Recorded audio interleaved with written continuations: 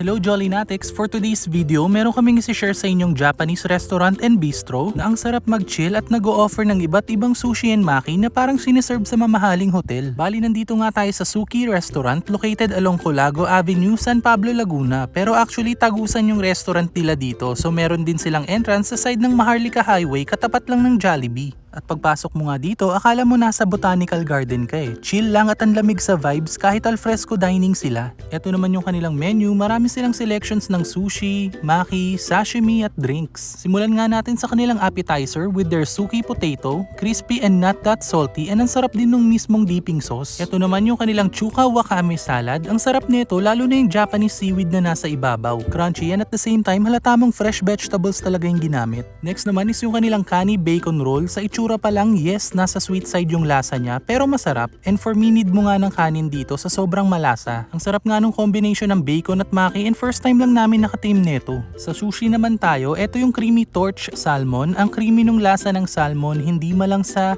smoky and yung mismong sauce, ang sarap.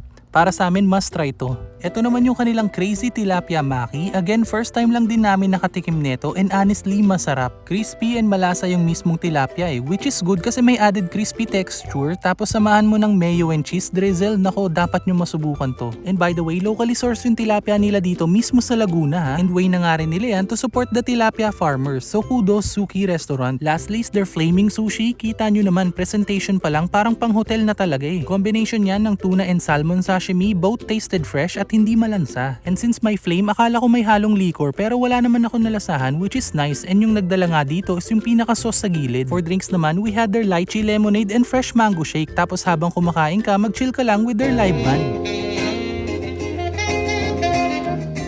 So there you go Jollynatics, I hope nabigyan na naman namin kayo ng idea kung saan masarap mag food trip, lalo na if mahilig ka sa Japanese food and want to try something with a twist. Kaya nga kung magawi kayo ng Laguna, particularly dito sa San Pablo, try nyo na rin dito sa Suki Restaurant. And kung natakamat nag-enjoy nga kayo sa video na to, please don't forget to like, share and follow our page for more videos like this. And as always, thank you so much for watching!